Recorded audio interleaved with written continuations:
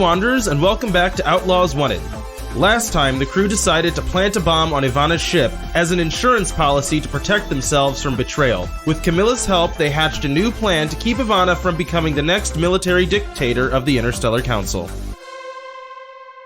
We are picking up this time with Sully and Jyla on board a, tramway car, rattling across the ship back towards the hangar bay, where you are going to be prepping a ship full of explosives. Is there any conversation that you want to have on your way there? Oh, actually, yeah. Are we having it on our way there, or are we having it while we're prepping the ship? Because I have a funny thing to lead us into it. You can have it on the way there for right now, unless that's particularly egregious to you. No, that's fine.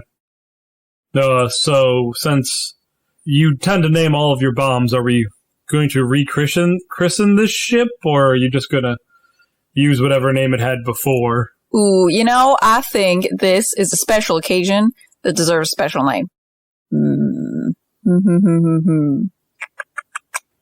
I got nothing. What do you got? Thomas. The tank engine. I'm somehow more disappointed in you than I have been anytime you've said Spagic. Canon. It's canon. Well, since you suggested so nicely, we'll go with that one. Thomas. I've never named a weapon, let alone a weapon for blowing up before, Jyla. Yeah, first time's never the best time, but you get better as you go. There's layers to that I don't want to delve into in our family-friendly podcast. So,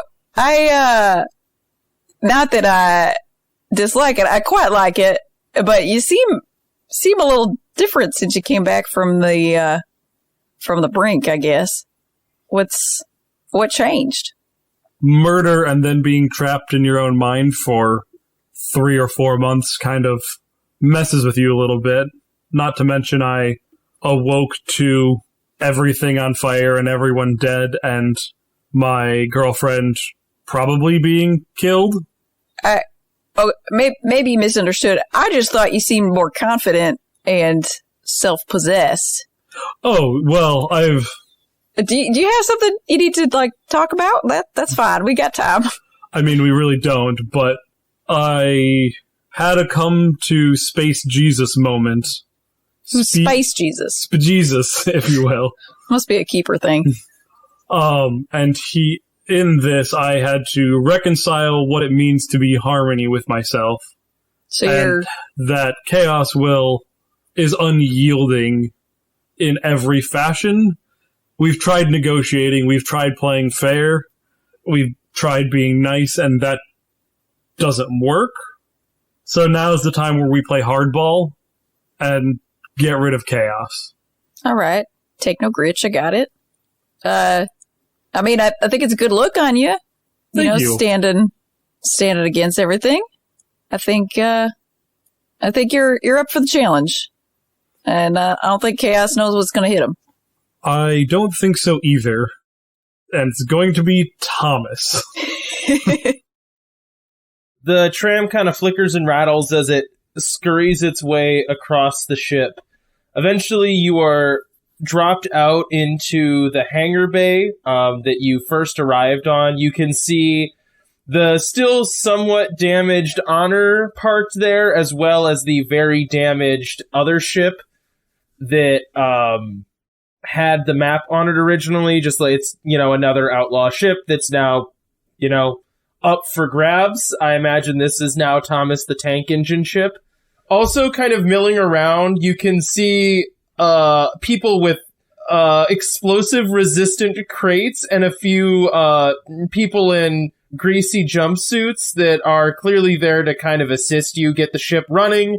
And also, if you need any bombs, they're kind of there to assist you. So now it's kind of on you, Jyla, what you want to do to this ship. This is like Christmas morning for Jyla. People with boxes of explosives ready to do her beck and call. This is exciting for her. Jyla and Sully had very different Christmas mornings. Yeah, so I think it's going to be a matter of hooking up ordnance to, like, natural power sources on the ship. Like, she's not trying to move everything around. And I think she wants to have, like, a sort of, like, domino approach that will, like, ripple through the ship in, like, different, with different power sources in case, like, something were to not go off. And I think she wants to kind of diversify her types of explosions. So, like, something that's going to be more electrical, something that's going to be more flame, just to maximize types of damage in the facility. I like this idea of your magnum opus bomb here. It's kind of fun. You're right. It's funny how many times that Jyla's like, this is my magnum opus, and then, like, the next arc she makes a bigger one. And it's like, well, no, opus. Actually this one. I'm just waiting until we, like, hook a bomb to all of Chaos, and it burns him out everywhere. Can't we do that? Anyway, so that's what I'm doing. Kind of what you're trying to do right now, in a sense, just to one node aspect. We're also not using explosives. We're using. What do you mean? Like what I'm trying to do I'm trying to burn out Chaos with harmony, not with explosives. Yeah, I get you. Which is a little bit different in Jyla's mind, I think. Okay, so what I want you to do is a roll plus sharp, probably. When you make bombs, is that usually sharp or cool? Because you have, like, an ability that is make bombs. That's usually cool. Okay. Can I be helping her? If you tell me how you're helping, yes. Well, I have, like, a science background, so can I be, like, directing power to where she needs it and handling more of the less bomb side and the more of the technical side of the ship? Sure. So you're, like, setting up the automatic detonation while Jyla's mixing chemicals to make a rainbow, just kaleidoscope of bombs, you know? It's the Jyla special. Yeah. I'm assuming that's smarts for me as well. Well, it's cool for me. Probably smarts for you. You know what? One of my favorite things I ever heard, like, a guy talking on a podcast about GMing was, I don't know the rules. It's your responsibility to know the rules if you're a player. I don't keep track of that stuff. I know how to play my monsters. Everything else, you guys gotta know that, because I don't have the answers. And I'm like, you're the best GM ever. I love you. I do want to bring up, though, that support someone, the DM tells us what we should roll. So... Yeah, the rules say support a friend, bracket, any. The GM will tell you what to roll. Roll plus nothing. I hate you now. Yeah, roll sharp, yeah. Okay, that's 10. All right, you're very successful. You have one camaraderie you can spend now and one camaraderie you can spend later. This is kind of your happy place, you know? Yeah. You guys are working together. You're getting to watch Jyla in her happy place making bombs. It's all good stuff. We're working in tandem. So I have an ability called Mad Chemist that's specifically for making AoE bombs, but it's very clearly written for interpersonal combat because it says the AoE does a damage of 2.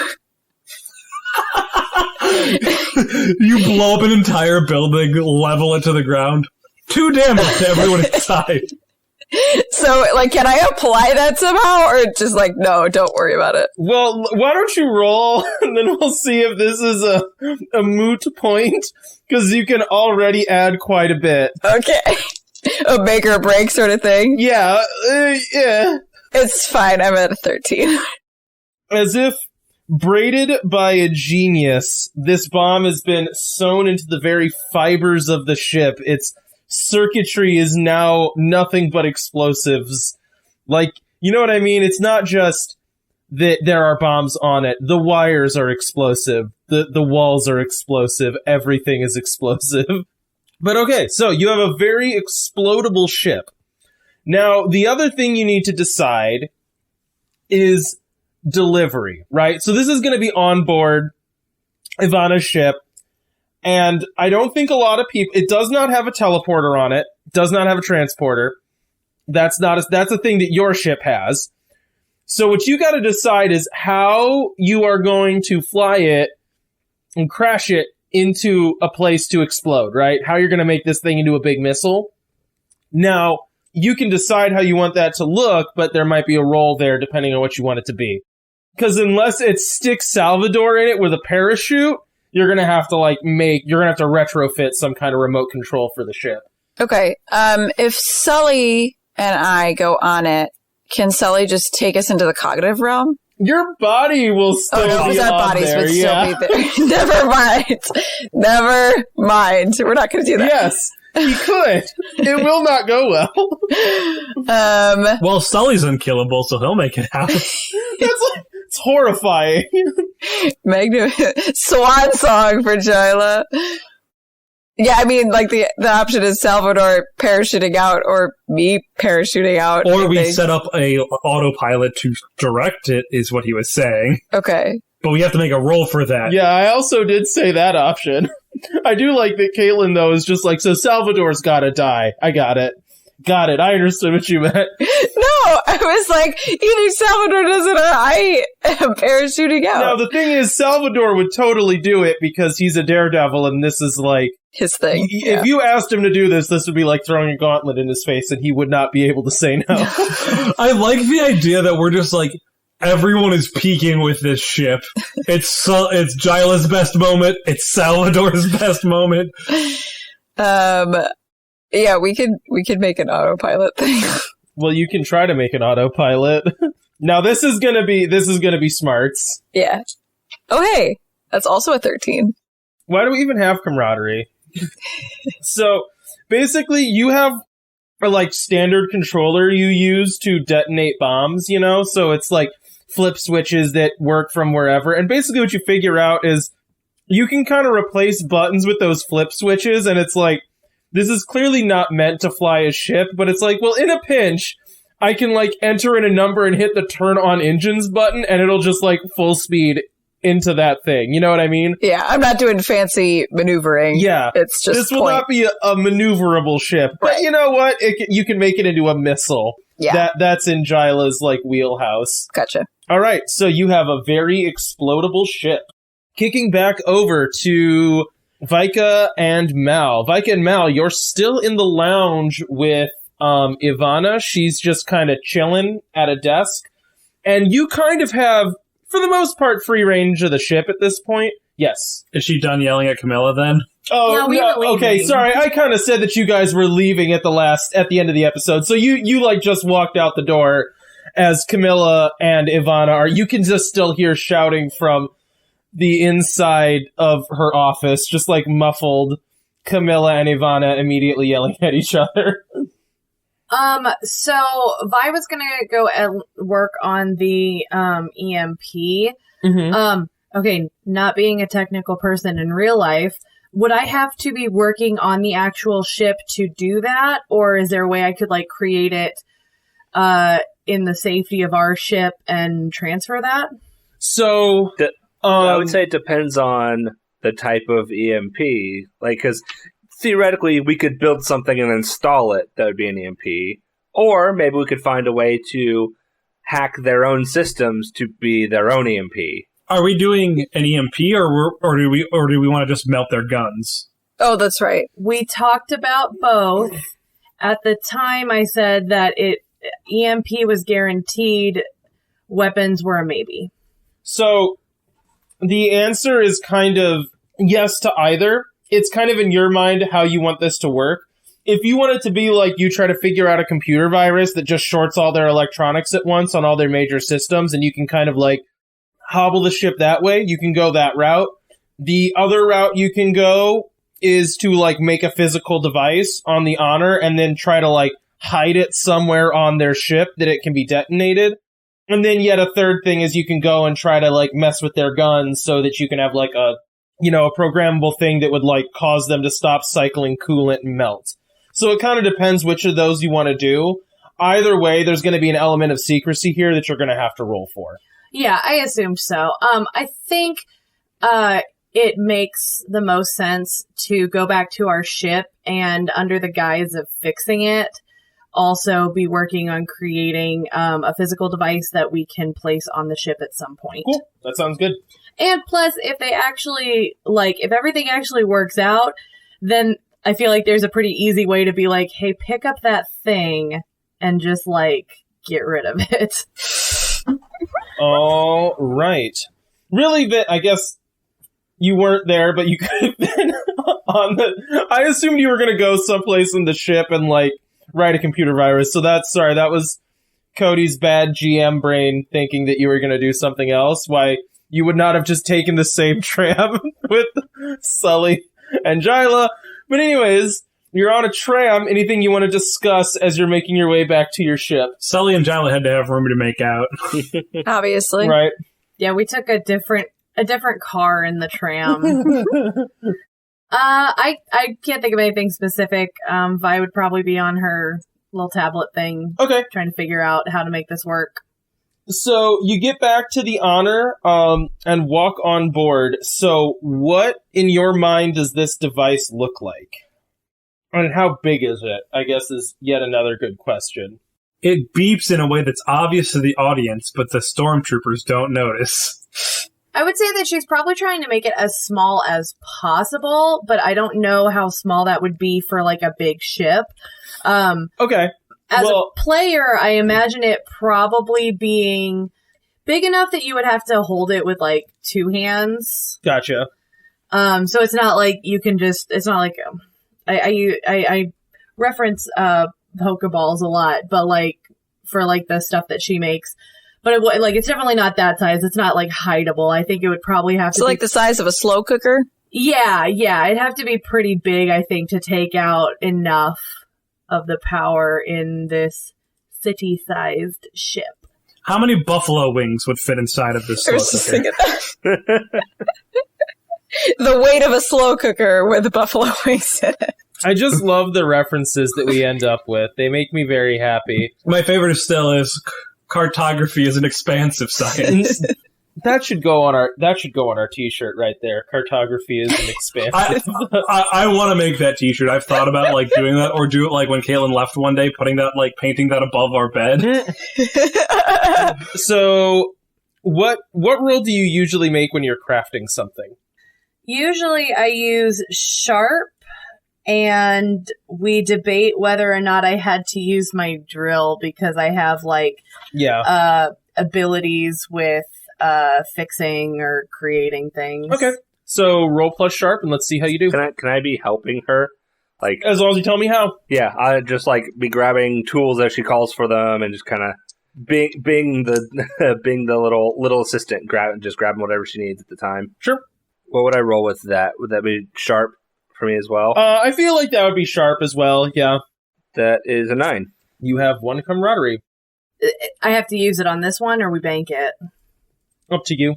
Okay, well, it's a 13, so we bank it. We bank it. That's good. You guys have some camaraderie going into your next conflict. Oh, thank goodness. Okay, so you said you got a 13? Yes.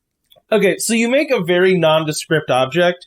The thing is, an EMP is a rather complicated technological device, and it looks really, really dangerous. Like, this looks bad. And you're like, shoot, this is going to be... I can't just stuff this under my shirt and walk around the ship. It's going to be very obvious that this is, like, not okay for me to be carting around. So what you do, though, is you kind of remember, oh, hey, I have, like, growable ship parts that I can just make. So you just make, like, a really nondescript box and mold it around the very bomb-looking bomb that you're going to be installing. And it just has, like, a few ports that you have to plug in. So now the next challenge is figuring out where you need to plant this. So it kind of has to be someplace central and important. That is the challenge. So what I want you to do is make me an investigation check about the ship to see where you're going to drop this off. Okay, and I'm going to use my class ability +1 to know something about a ship.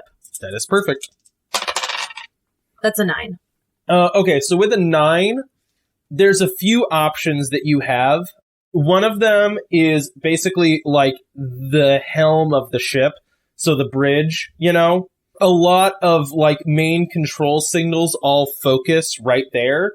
And disabling that would basically mean that the ship would be unflyable in the way that it usually is. So some of the systems, might still be functional, but they would not be able to be used. It would be like everything would go into steady state. Like whatever the fail-safe state of the ship is, it would just all snap back to that, right? Mm-hmm. you could put it in the engine room. That would like catastrophically potentially damage the ship, right? So it's like, okay, things are the engine, whatever's making it not fall apart and explode, that would all stop, right? So this would be like death blow to the ship. And a third option would be to plant it on like the main control system for all of the weapons. This would make the ship basically defenseless if it went off.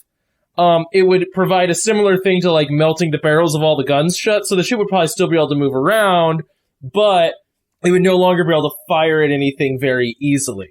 Now, you can do a secondary thing if you want to try to do like the barrel melting on the guns, because that was kind of a second option that you guys talked about. You'll just be incurring more risk the more times you sabotage this ship. You know what I mean? Yeah. So I imagine it probably took a little bit of time to make the EMP. I don't know exactly how much time we have before Avis, but... Nebulous. Yeah, so Nebulous, there's at some point, sometime where we all meet up and are able to talk about this. Sure. Personally, I'm between the weapons or the helm. You guys can talk about it in character if you want. We can assume or that we can everyone just is make there. the decision so we can move on to the rest of the story. No, I just want you guys to talk forever. I know you do, but we did 2 episodes of that. So I say, if you're not planning on doing another roll for the weapons, I say do the weapons. That'd be my vote as well for the weapons. I agree. Because being defenseless, they can still run away. If they can't run away, they're kind of a sitting duck if something does happen. yeah, I also think it'll probably be easier to talk a way into the weapons versus the helm. Also, if we're trying to use this so we don't get bombarded, making them not move away from the planet is not really helpful. Making them not shoot the planet is. Yeah, okay, we're gonna go for weapons. Okay, that is 1 tram ride away. You are sitting on a tram. Well, I guess who's accompanying Vika in this sabotage mission? I guess it'd probably be Mal.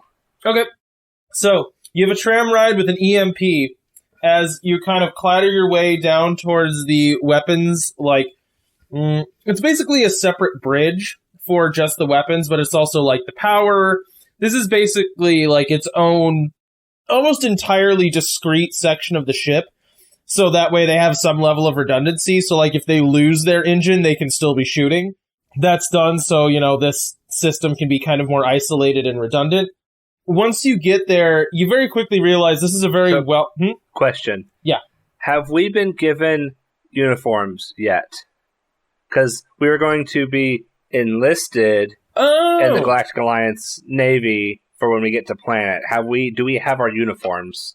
I'm gonna say if you want to go that route, yes, you can have been given uniforms at this point, because I did kind of say that would happen. I think that would be good, because then we don't obviously stand out. Yeah, no, that's a good idea. Okay, so you're in Interstellar Council uniforms, carrying a nondescript crate as you walk onto like this area of the ship.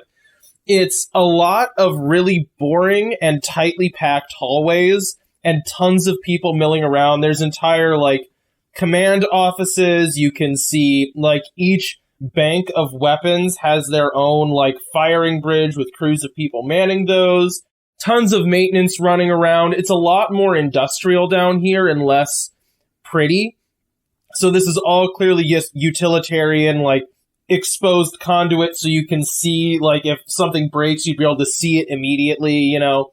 It's a lot more practical, so in some ways, Vi, this would be a lot more of a comfortable place for you. Mm-hmm. So, how do you kind of want to move through and store this in a place that seems legit? I think it's just act like you know where you're going. Okay. I don't know how much my know something about a ship applies here nebulously, but I think she can probably figure out where, like, there's got to be like, I don't know, an offshoot or something that's more specifically maintenance oriented. Sure. That they just keep walking until they see that, go off to the side, act like Matt the radar technician and just pretend that they're doing stuff. Sure. Both of you roll plus cool. It's a 9. 7. Okay, so you have a choice to make.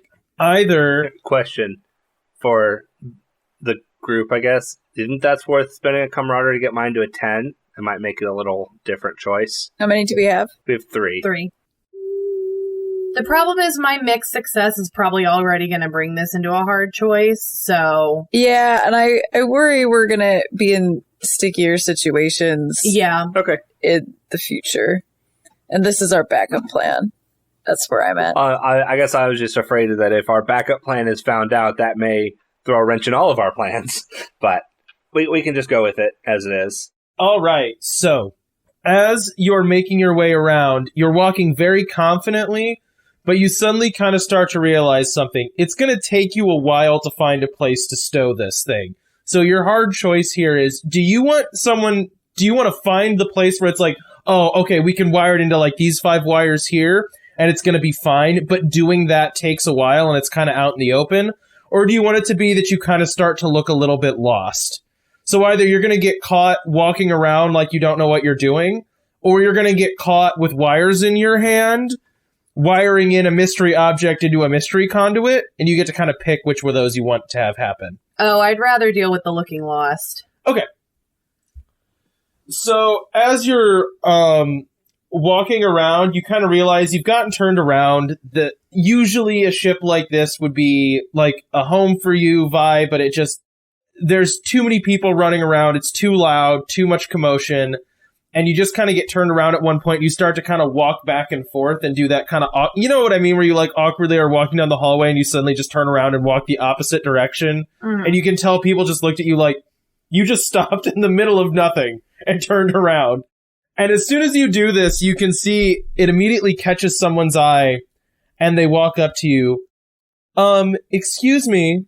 Why are there 2 custodial recruits on my firing bridge? I'm just curious why there are 2 custodial recruits on my firing bridge. Because your uniforms do not look appropriate for the area that you are in. So I want to know what you're doing here. And who's your commanding officer? Because I need to take down their name. And we're going to need to have a conversation about when it's appropriate for you to be on my firing bridge. Hang on real quick. I thought the uniforms we're getting were mechanical. No, you got whatever Ivana gave you, and they're appropriate for the ship, but they are not just, like, the perfect uniform for what you're doing. Okay, no. She gave you custodial uniforms as kind of a middle finger. That's totally fine. Just haven't edited the episode. I thought we had talked mechanical. That's fine. I don't care. Consistency. Oh. Question for Cody. So she was setting us up with fake names, fake recruitment. Did we also have, like, the right information for a supervisor? That would be down to a roll, if you can make that up or remember it offhand really quickly. I would assume that we would have some kind of, like, identification that would have that information. You would. Yeah, I mean, you have a fake identification. Yeah. Now, she asked some specific questions there. My point is, your lie is going to be as strong as your dice roll here. Yeah, okay. Oh, I'm sorry that we are on your way here. We were told to install this down here. Our supervisor is, I give a name. Okay. That's fine. Yeah, I don't know, because we don't have a name. I didn't know we'd be intruding. Custodial Lieutenant Brump. Yeah. Oh, that guy was destined to be custodial. The name like Brump. He was never going to be anything other than custodial, poor guy. It's like being named Mr. Trash Man. So, I think this is cool. I actually don't remember. I should just say roll grease some wheels, which is charm, actually. That is a 7. And what exactly is it that you're installing? It's a new air filter monitor. They just sent it in from corporate. Corporate. Sorry, I'm new here, and they sent me down here to just install it. I apologize. I'm still learning my way around the ship, but something about air quality being a lot worse down here where there's weapons. All right, should be pretty easy to set up. Roll grease some wheels. It's a 7. Okay. That is fine. All right, I guess. Just, look, make it quick, and please get out of here. Like, things are precarious right now. I'm hearing weird stuff from on top. I think our watcher is gone.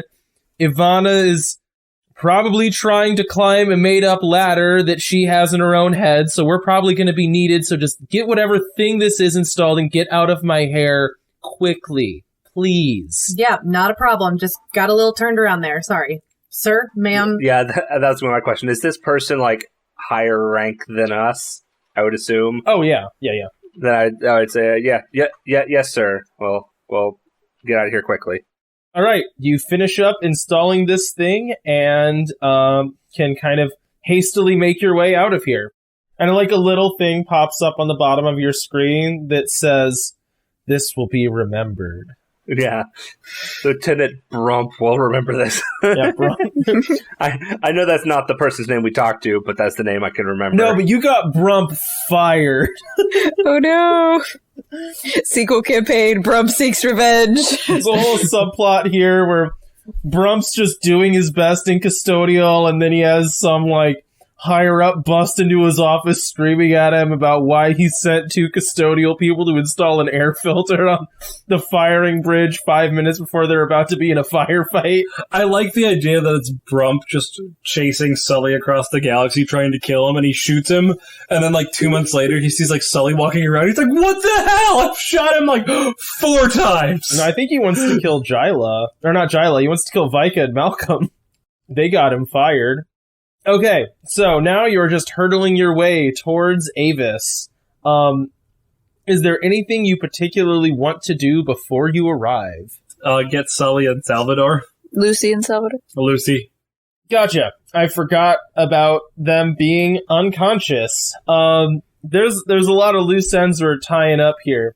All right, you go to Medbay, and you see laying in 2 beds Salvador and Lucy. They are still unconscious. Can I look at their vitals and stuff and see if I, like, as a doctor, notice anything wrong? They're basically in a coma. Okay, so they're in the fictitious kind of coma that means that nothing is wrong other than they're sleeping for a long time. You know the kind of comas that are in movies where it's like they're just sleeping for forever until then they wake up and they've like forgotten the last year, and that's like the plot point of the movie, and they don't have like something horrible causing them to be in a coma. They're just somehow in a coma and stable, as I'm sure is really common, not actually at all in real life. It's that. Okay, that's what I was wondering. So I'll like pull up or I'll sit in a chair near them and then drop into the cognitive realm. Okay. So you pull up a chair nearby. You get into your like standard meditative trance or stance rather, and slip easily into the cognitive realm. It's almost beginning to feel more like your home than, the corporeal world. That doesn't make me feel good. When you do, normally you would see... You ever get too weird in your own head with stuff? Anyways, normally when you're in the cognitive realm now, you can see, like, the gold specters of people in the real world or in the corporeal world. This time, for Salvador and Lucy, you don't see that same shimmering gold outline. Instead, you see something kind of muddy looking. It looks like almost like a sickly green kind of smudge where Salvador and Lucy should be. One of them significantly bigger than the other. What do you do? Can I try to heal them with space magic? You can. Roll your healing check. And it's plus weird? Mm-hmm. Yeah, it's always plus weird. I don't know why I'm asking. That'll be a 7. Which one are you doing first? I'd probably go to Lucy, because Lucy's my friend. Okay, you said you rolled... And Salvador and me haven't interacted, like, ever. That's true. So you said you rolled a 7? Yes. Okay, when you go over and touch this shade that you guess is Lucy, as it is much larger, you feel very ill, and then you feel your mind slip again, this time to something else. So you've been in the cognitive realm before, and that transition now feels very easy, slipping in and out of the cognitive realm. This feels like anxiety just kind of made manifest as you touch this shade. It feels far different than the chaos creatures you fought and tried to, like, purify before. And you feel yourself slip and fall into it, and the imagery that forms up around you is just a, like, knee-deep black lake in all directions. And you see struggling near to you a figure that looks similar to Lucy, but without any power armor and far shorter. So you are standing up to your knees in like a viscous black liquid. However, Lucy seems to be barely keeping himself afloat and is thrashing around in this. What do you do? Can I walk over to him and pull him up? You walk over to him and grab his hand and start trying to drag him up, both because of how frantic Lucy is struggling and also because of just it's difficult and he's heavy. This is very difficult to do. Roll plus weird. I'm going to use a camaraderie, I think, because I don't want to What did you roll? I rolled a 9, but I think getting a success... getting a full success and getting Lucy awake, I think, will be worth it to spend a camaraderie, because... Okay. Ain't up to me. I don't want to shoot myself so much in the foot trying to wake Salvador and Lucy up that it's inhibiting us later. Gotcha. So I'll use a camaraderie and get a 10. Alright. So you grab onto Lucy's hand and you can feel yourself starting to sink into this water. It starts to crawl up your calf, and you can feel not only the water crushing in on you, but also the anxiety that is just inherent with this place growing in your own mind as well. You give an almighty yank before you're drug underwater with Lucy, and you are both pulled back to the cognitive realm. Lucy is panting and shaking. He looks terrified and as if he has been drowning or almost drowning for a long time. The other immediate thing that you notice about Lucy is that he is fully 2 feet shorter than you've ever seen him before, and the width of a normal person. He looks, like, fit, but not overly muscled, and his, like, head and neck proportions seem deflated. Thank you, Sullivan. I appreciate that you took the time to come in for me. I feel that things were going poorly for me. Yeah, we're a little tied up, so I apologize for not coming to you sooner. I thought you were just a little physically wounded, not struggling spiritually, so to speak. That's quite all right. I would say that struggling spiritually is what I was made for. But that's all right, too, because I thought that you were likely not going to wake back up. So, I appreciate that you woke up for me. I've always got your back, Lucy. That's much appreciated. Now, my next question, this nothingness is decidedly better than almost drowning, but how do we leave? Well, we'll handle that in a second, but I think first we should try to wake up Salvador. Yes, he is likely facing the same fate as me. And by we, I think it's more of my responsibility since I have a little bit more control here than you. That's an 8. Oh, I mean, that's okay. This is I just don't want, I don't want to die. But, going into the final boss fight, what does Zach do? Drinks all 5 Estus flasks. Alright, I'm ready. Alright. There's again this shift as you feel yourself pulled somewhere that's not exactly the cognitive realm. When you snap to, this time instead of seeing a world covered by, knee-deep water, instead you can see just kind of a faint fog enveloping you. You hear shouting and screaming, and as you look around, you can see kind of like the hazy image of Hector running back and forth, completely lost in the fog. His name isn't Hector, I don't think. Gosh dang it! Salvador! I'm so sorry. You can see the... It's Hector, I stabbed him real good. You can see the ghastly image of Hector running through the fog, occasionally bouncing... Can you take I that did it one again! You can see the ghastly image of Salvador running through the fog, occasionally running into trees and stumps that have grown up. He is constantly tripping and falling, trying to get back up and run and stumbling again. Can I try to, like, make a light? Oh, that's cool. Yeah, I like that. Harmony light. That'll be a 9. Okay, so you make a light, and when you do, it's immediate that the fog burns away, right? And you can almost see that, like, there was, like, a thick growth of what kind of seemed like the, trunks of trees, but it was never clearly formed around you as it was mostly obscured by this fog. Those also fade away. And you're kind of left in this bubble of light with you and Salvador. He turns and sees you, and kind of like with crazed, panicked eyes, he just sprints directly towards you, and he full body tackles you back into the cognitive realm, and you kind of like hit the ground hard.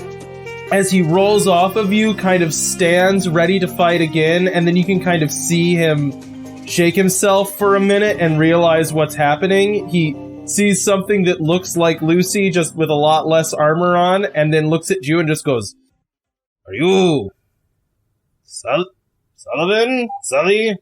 Yes, I am back. I would say in the flesh, but we're kind of not in the flesh altogether. But I am also back there, so...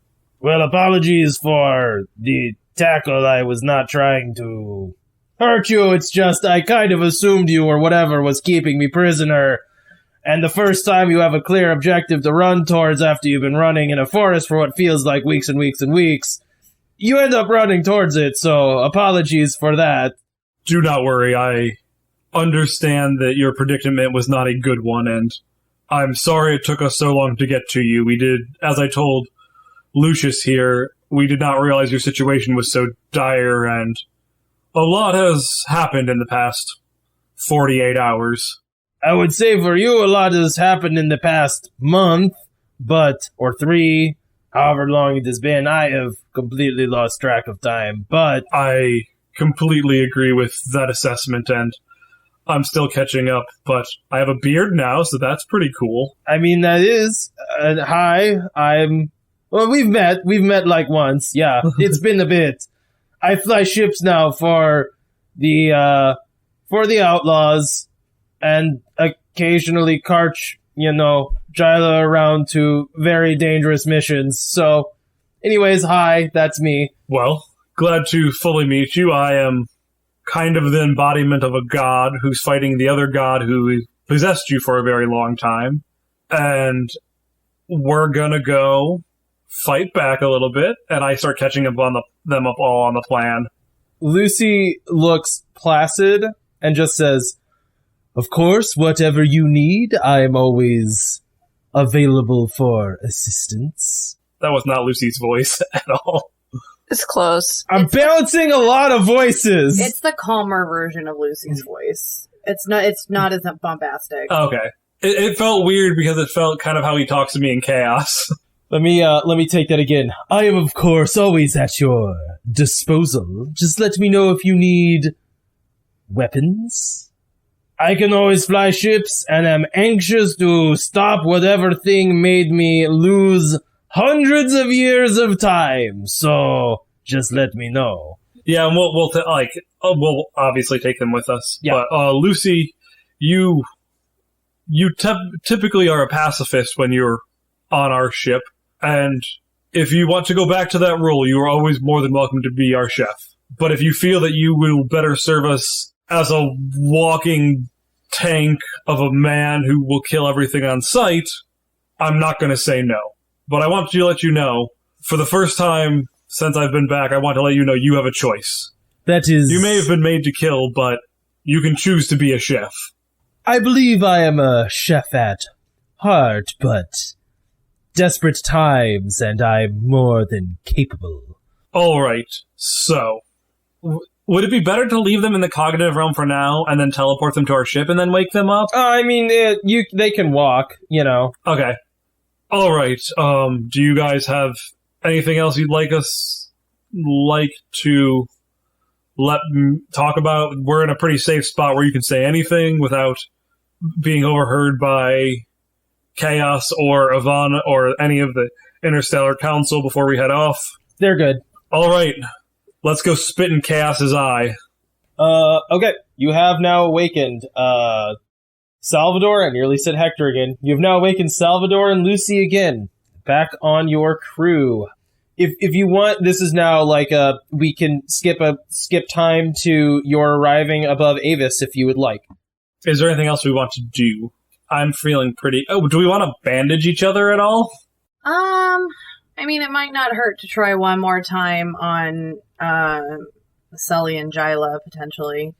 So, you all make your way back to the Honor to use your well-worn, what's it called?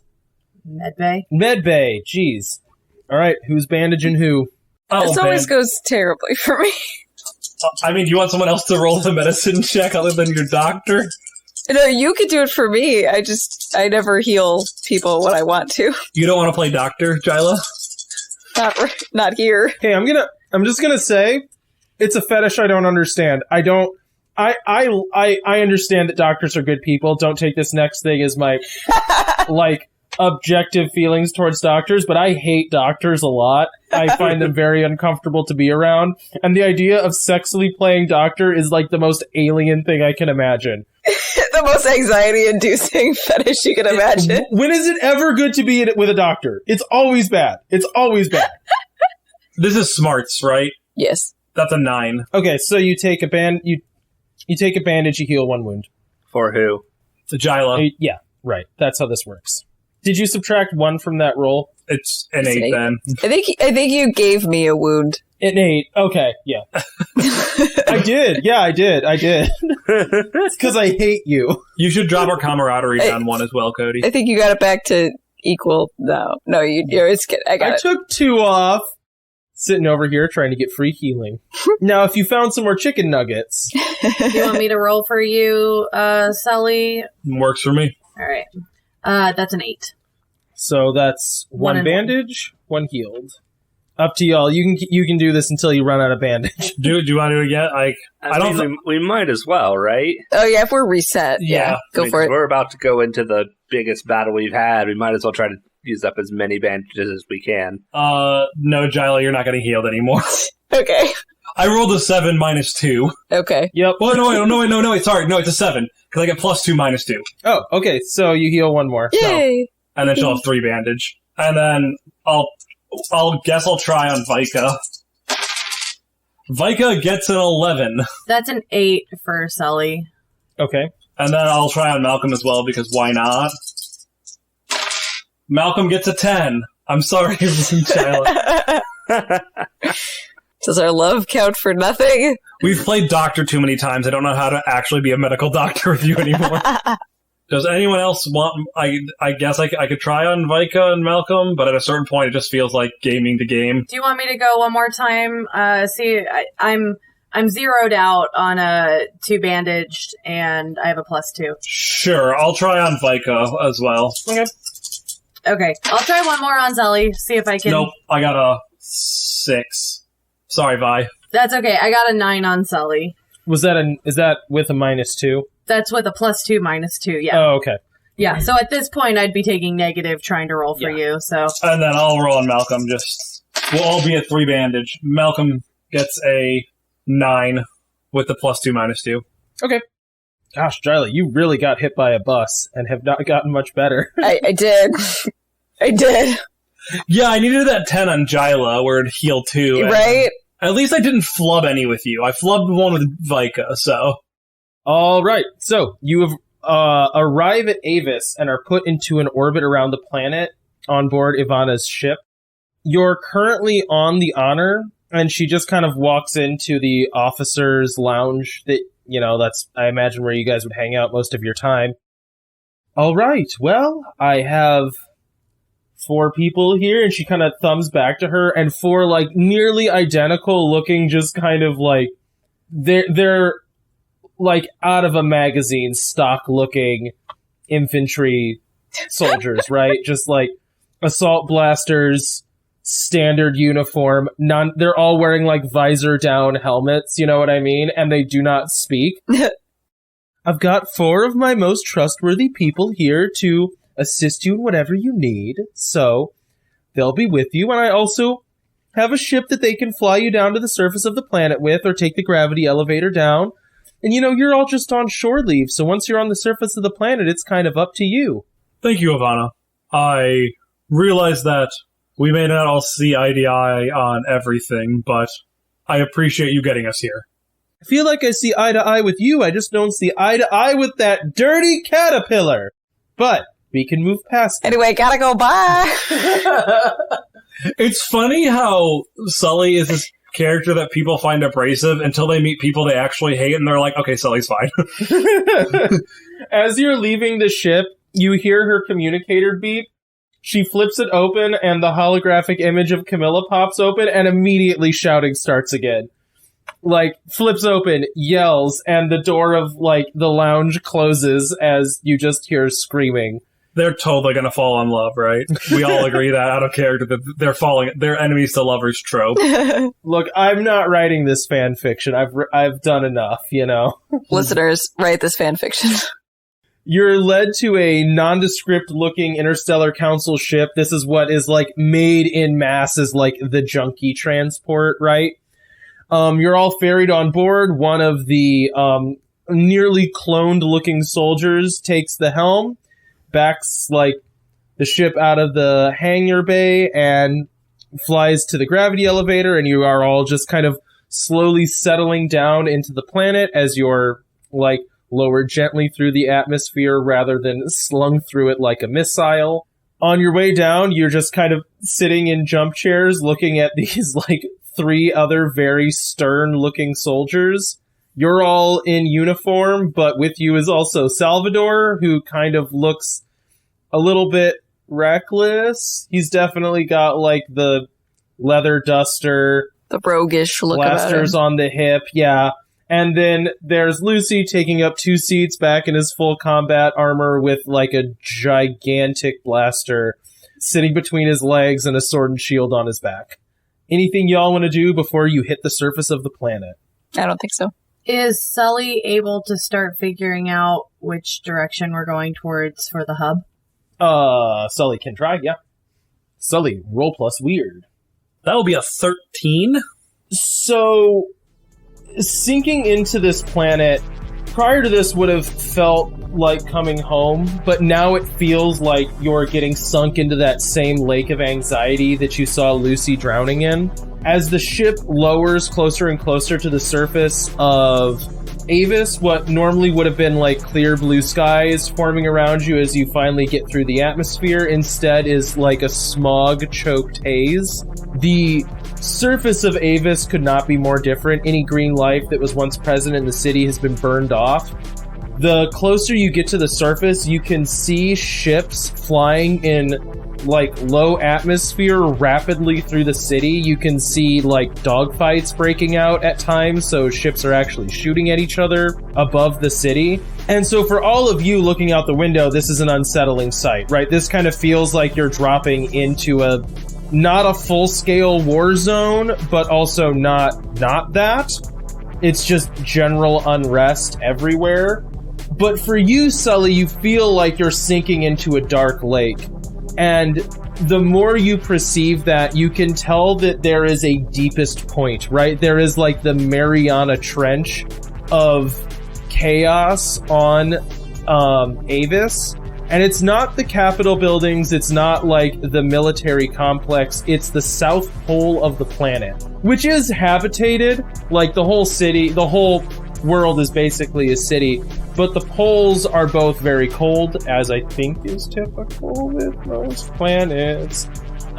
So they're just less habitated, and especially the South Pole. So this is the most remote part of Avis, as much as that can be, is where you detect kind of the heaviest presence of chaos. As you sink to the surface of the planet, you start hearing thunks as rocks are being thrown at your ship.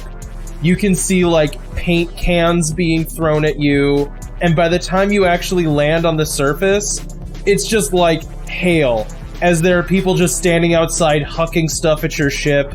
You can hear screams and shouts. You slowly pull your way into a hangar bay, and you can actually hear like thunking as there's like a crowd of people surrounding your ship, just like kicking at it with their feet. And yeah, you are landed on Avis.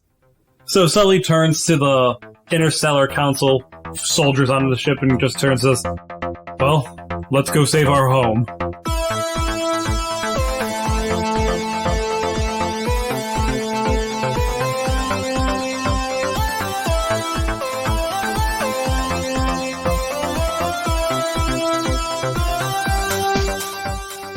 We hope you enjoyed this latest episode of Outlaws Wanted. Music for this show is from danosongs.com, audionautics.com, zapsplat.com, and in the public domain. If you like this show, you can check out more of our actual play podcasts at the Wandering Gamer Network's website or on Podbean. You can also interact with us on Twitter, Facebook, and Instagram. We also post Let's Play videos under our YouTube channel, the Wandering Gamer Network, and on Twitch we can be found at wandering_gamers. Now remember, it's not the outlaws that make trouble, it's trouble that makes the outlaws.